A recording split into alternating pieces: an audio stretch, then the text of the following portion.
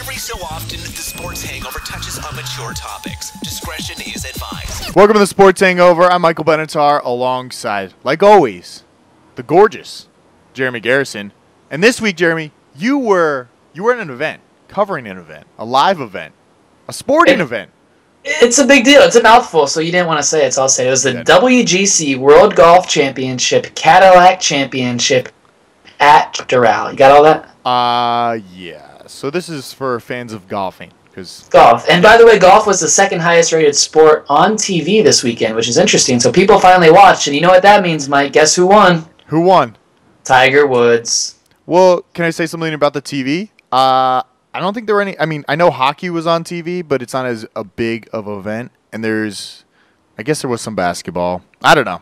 I shouldn't get that much credit for being the highest You need to relax rated. because it was a lot of events going on. NBA, college basketball, NHL, golf, and the one that won, which is so disturbing for America, NASCAR. NASCAR was the highest rated sport of the weekend. It's a big sport, Jeremy. You didn't believe me a few weeks ago when I said it's a huge sport in America, one of the biggest. Some random race in Las Vegas drew 8 million people to TVs. That is what?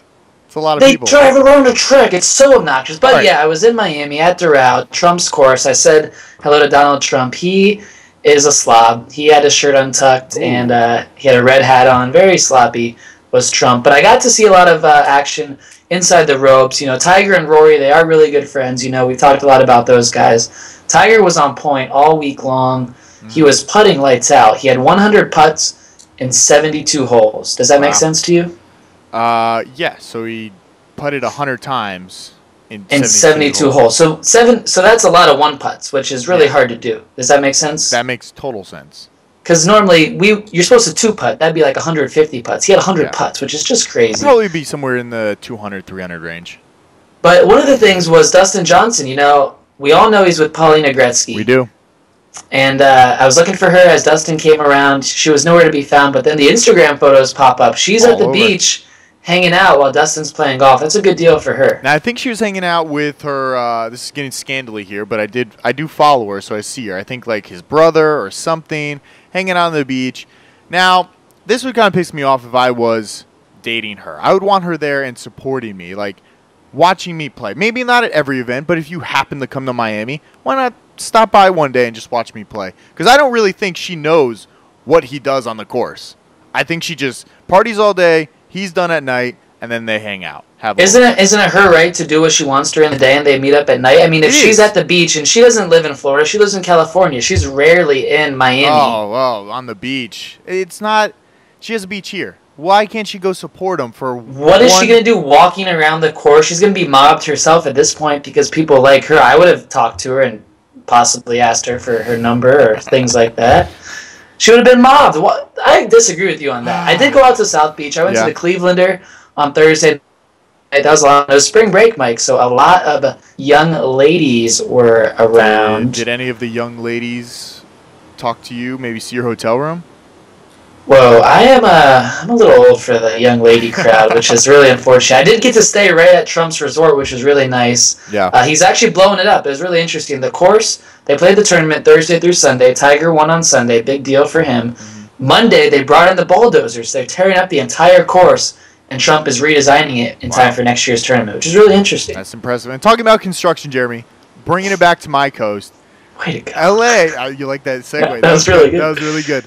L.A. is getting the Olympics in 2024. I think they just said... That is not official. Don't tell people Fuck that. the NFL. We want the Olympics. Because I don't know what's going on with the stadium. They kept saying they want to build it in your Chavez Ravine. They want to build a stadium right behind Dodger Stadium. There's not room. Oh, there's a ton of room. There's a park that they could destroy and put a stadium in. Would they share the parking? Because you got park 60,000. They would share the parking. And I imagine some days baseball and football end up on the same day. I'm sure it would. You know you can't drink in that parking lot. It's really weird. I know. So I'm sure they would change the rules if football happened to be there. But there's also talks about putting the stadium in downtown L.A. or I don't even know. Like people are talking about Pasadena. But this is big news. L.A. is really making a push to get more sports here, and I appreciate it. They need a football stadium, and I know they've hosted the Olympics before, but it's been many, many years since. So this isn't official. They just threw their hat in the ring. Yes. Do they have? I mean, they need more stadiums and stuff, I think, to have the Olympics. So they need an NFL team to get there first. Yes. Have a massive stadium. They need a big Olympic stadium like we always see in these Olympic cities where they do the opening ceremony. Yeah. I mean, you can't do that at Chavez Ravine. That's just not going to happen. No. But I'm sure they'll add a few more elements around the city and kind of, I mean, this is years from now. This is 12 years. You know, what could happen in 12 years? I hope they clean up the city a little bit in the next 12 years if this does happen. You know, Adam Carolla, we both listen to his show, and he talks like the city is going down the gutter really fast. Yeah. Like, he makes me not want to move to LA. It is a shithole. I mean, there's sides of the street that look like shitholes, and then there's some sides that look very nice. I mean, it's a hit or miss. It's not like Florida where there's beautiful green grass everywhere and the lawns are manicured. Here, you know, there could be some guy sleeping out front in his patio. And let's be honest, he's probably Mexican. yes, Jeremy. He probably is. The good way so we got you covered coast to coast, Miami to LA. All right. If we don't get molested, arrested, or abused, we'll be back sometime this week. But again, subscribe to us on youtube.com/The Sports Hangover. And we're always looking for input, so comment below. All right. That was mean of me. I don't really mean that. See ya.